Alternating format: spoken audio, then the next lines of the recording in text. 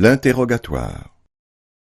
À peine de Villefort fut-il hors de la salle à manger qu'il quitta son masque joyeux, pour prendre l'air grave d'un homme appelé à cette suprême fonction de prononcer sur la vie de son semblable. Or, malgré la mobilité de sa physionomie, mobilité que le substitut avait, comme doit faire un habile acteur, plus d'une fois étudiée devant sa glace, ce fut cette fois un travail pour lui que de froncer son sourcil et d'assombrir ses traits. En effet, à part le souvenir de cette ligne politique suivie par son père, et qui pouvait, s'il ne s'en éloignait complètement, faire dévier son avenir, Gérard de Villefort était en ce moment aussi heureux qu'il est donné à un homme de le devenir. Déjà riche par lui-même, il occupait à 27 ans une place élevée dans la magistrature. Il épousait une jeune et belle personne qu'il aimait, non pas passionnément, mais avec raison, comme un substitut du procureur du roi peut aimer. Et outre sa beauté qui était remarquable, mademoiselle de Saint-Méran, sa fiancée, appartenait à une des familles les mieux en cour de l'époque. Et outre l'influence de son père et de sa mère, qui, n'ayant point d'autre enfant, pouvaient la conserver tout entière à leur gendre, elle apportait encore à son mari une dot de 50 000 écus, qui, grâce aux espérances, ce mot atroce inventé par les entremetteurs de mariage, pouvait s'augmenter un jour d'un héritage d'1 demi-million. Tous ces éléments réunis composaient donc pour Villefort un total de félicité éblouissant, à ce point qu'il lui semblait voir des taches au soleil quand il avait longtemps regardé sa vie intérieure avec la vue de l'âme. À la porte, il trouva le commissaire de police qui l'attendait. La vue de l'homme noir le fit aussitôt retomber des hauteurs du 3e ciel sur la terre matérielle où nous marchons. Il composa son visage, comme nous l'avons dit, et s'approchant de l'officier de justice, « Me voici, monsieur », lui dit-il, « j'ai lu la lettre et vous avez bien fait d'arrêter cet homme. Maintenant, donnez-moi sur lui et sur la conspiration tous les détails que vous avez recueillis. » « De la conspiration, monsieur, nous ne savons rien encore. Tous les papiers saisis sur lui ont été enfermés en une seule liasse et déposés cachetés sur votre bureau. Quant au prévenu, vous l'avez vu par la lettre même qui le dénonce, c'est un nommé Edmond Dantès, second à bord du 3-mâts le Pharaon, faisant le commerce de coton avec Alexandrie et Smyrne, et appartenant à la maison Morel et Fils de Marseille. Avant de servir dans la marine marchande, avait-il servi dans la marine militaire? Oh non, monsieur, c'est un tout jeune homme. Quel âge? 19 ou 20 ans au plus. En ce moment, et comme Villefort, en suivant la grande rue, était arrivé au coin de la rue des Conseils, un homme qui semblait l'attendre au passage l'aborda. C'était M. Morel. « Ah, monsieur de Villefort !» s'écria le brave homme en apercevant le substitut. « Je suis bien heureux de vous rencontrer. Imaginez-vous qu'on vient de commettre la méprise la plus étrange, la plus inouïe.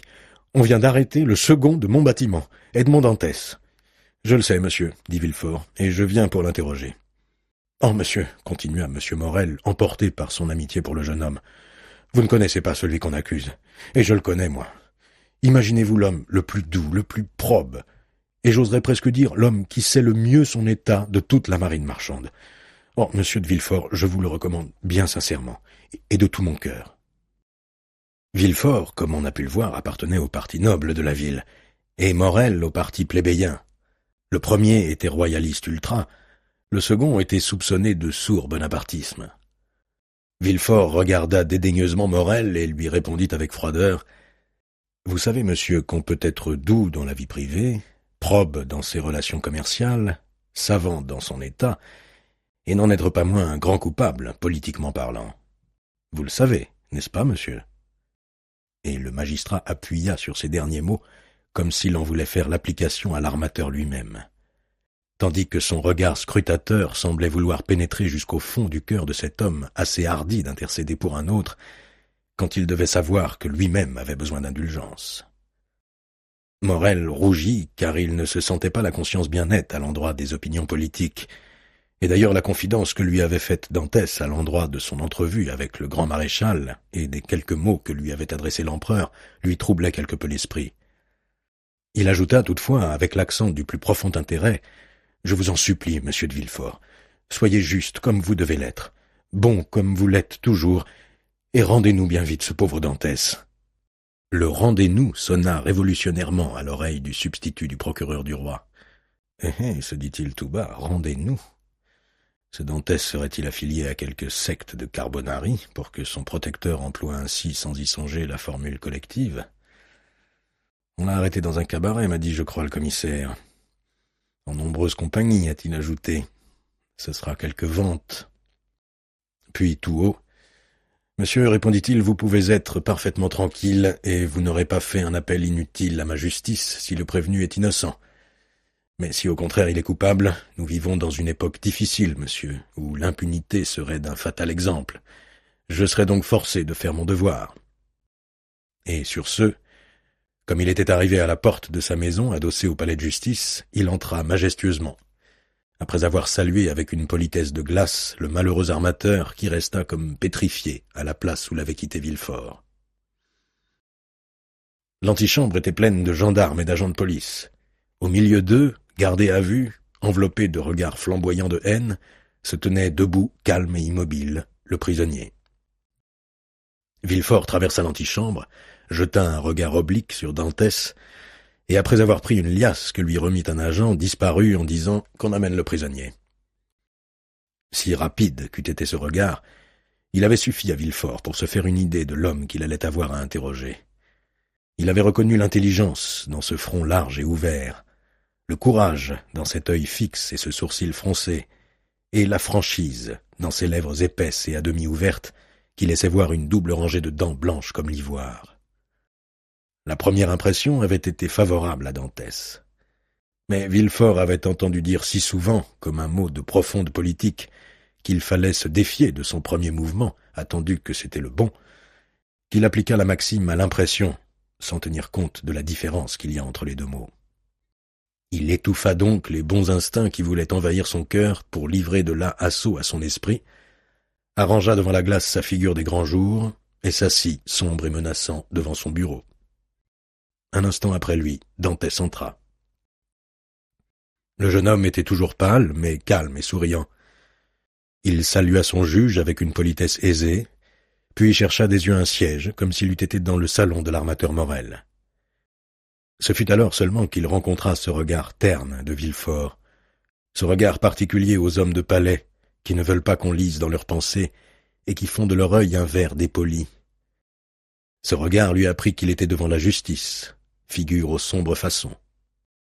« Qui êtes-vous et comment vous nommez-vous » demanda Villefort en feuilletant ses notes que l'agent lui avait remises en entrant, et qui depuis une heure étaient déjà devenues volumineuses, tant la corruption des espionnages s'attache vite à ce corps malheureux qu'on nomme les prévenus. « Je m'appelle Edmond Dantès, monsieur, » répondit le jeune homme d'une voix calme et sonore. « Je suis second à bord du navire Le Pharaon, qui appartient à messieurs Morel et fils. »« Votre âge » continua Villefort. « 19 ans, » répondit Dantès.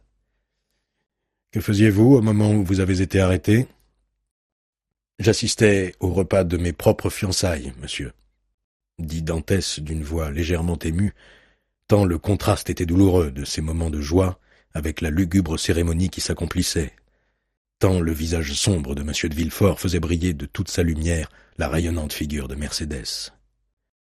« Vous assistiez au repas de vos fiançailles » dit le substitut en tressaillant malgré lui.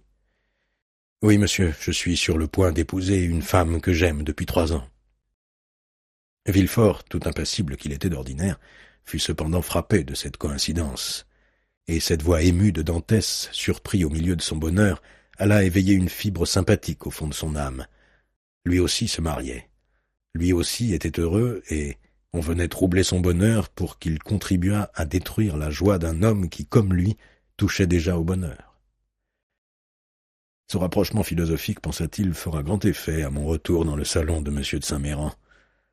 Et il arrangea d'avance dans son esprit, et pendant que Dantès attendait de nouvelles questions, les mots antithétiques à l'aide desquels les orateurs construisent ces phrases ambitieuses d'applaudissements qui parfois font croire à une véritable éloquence.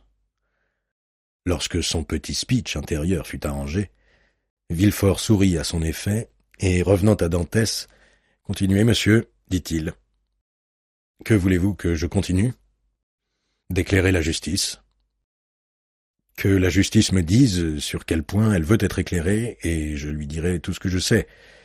Seulement, ajouta-t-il à son tour avec un sourire, je la préviens que je ne sais pas grand-chose. Avez-vous servi sous l'usurpateur ? J'allais être incorporé dans la marine militaire lorsqu'il est tombé. On dit vos opinions politiques exagérées, dit Villefort, à qui l'on n'avait pas soufflé un mot de cela, mais qui n'était pas fâché de poser la demande comme on pose une accusation. Mes opinions politiques, à moi, monsieur? Hélas, c'est presque honteux à dire, mais je n'ai jamais eu ce qu'on appelle une opinion. J'ai 19 ans à peine, comme j'ai eu l'honneur de vous le dire.